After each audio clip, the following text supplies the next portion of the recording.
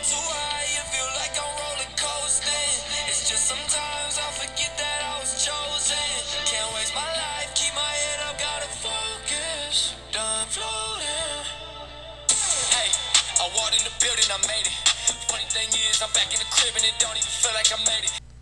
Yo, what is going on, guys? Coaster Jedi here, and I'm here to rank all the coasters at Dollywood from the worst coaster to the best coaster. They have 9 coasters, each designed for something different. I feel like this park did a really good job of having a good variety and a way for each of the coasters to feel different when you're riding them. I didn't feel like any of them were too similar to each other, which is definitely something that you want at a park. It has an excellent lineup of roller coasters, and so let's dive in and rank these. Alright, at number 9 is the Kiddie Coaster Whistle Punk Chaser. This is nothing that special. It's not really anything different from your typical kiddie coaster. There are these kind of kiddie coasters everywhere. Six Flags America, Six Flags Adventure, Hershey Park, Thorny Park, all those kind of places. It's just a typical kiddie coaster, nothing really that special.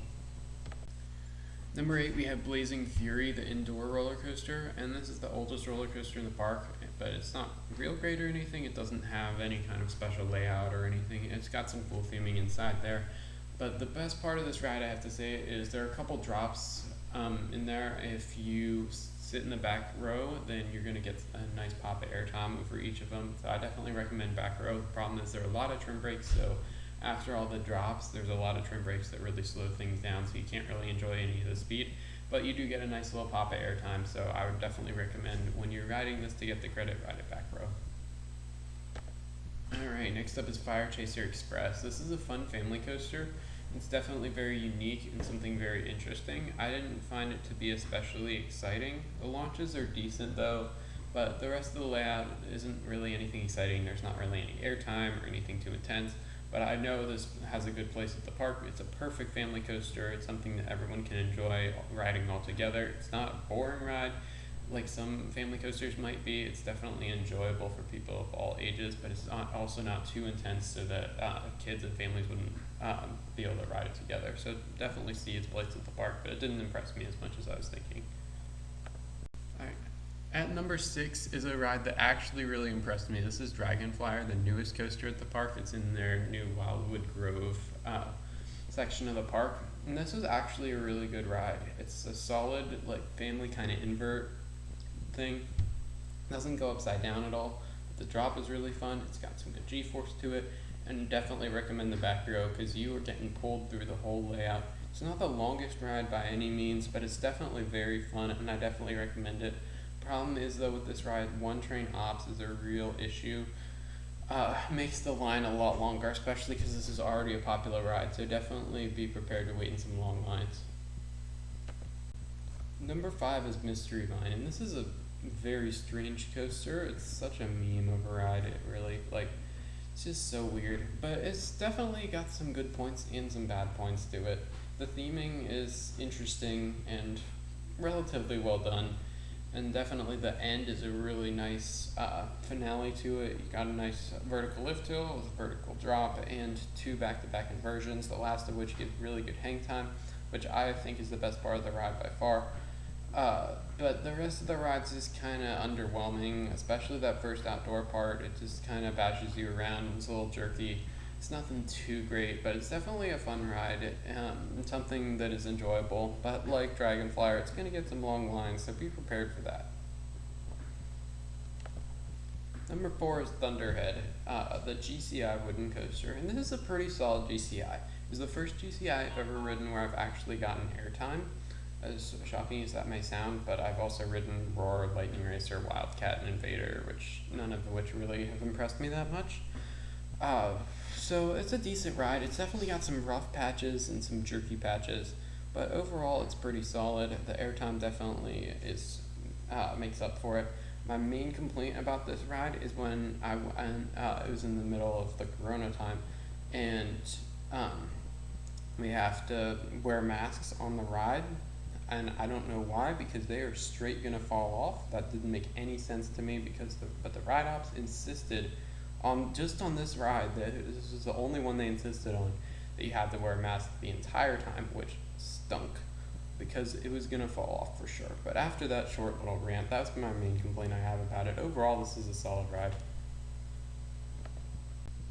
Number 3, now we have reached our top 3. Number 3 is Tennessee Tornado, the Aero Looper. This is an excellent ride. I have to say the top 3 are definitely far and away the best 3 coasters at the park.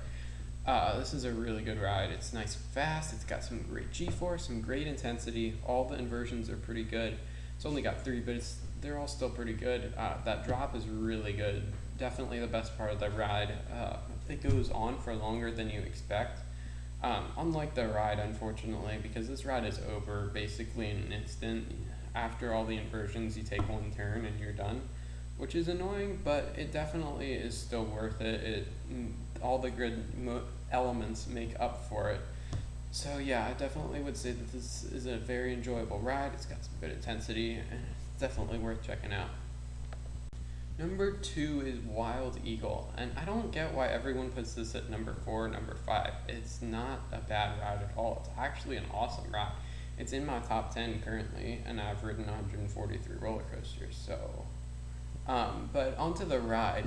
It actually is definitely one of the more intense coasters in the park. I grayed out multiple times when I was riding this. I actually rode this 12 times, so I feel like I have a pretty good sample of how much I was able to ride it. The drop is fantastic. All the inversions are really well executed. My one complaint is that last final helix sometimes gets rough and bumpy, which is a problem, but it's easily overlooked when you compare the rest of the ride. This is actually the first wing coaster I've ridden, which it actually really impressed me, and I really enjoyed it.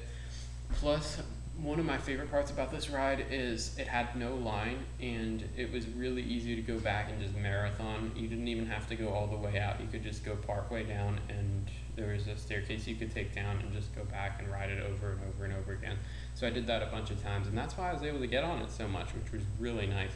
Although I don't like the best restraints much. But overall, this is a fantastic ride, and I don't get why people don't like this more.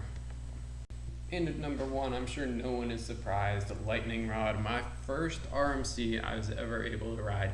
And this did not disappoint. It was a very good ride. All the elements were very well executed. It was the first time actually for me trying a wave turn, which I really enjoyed.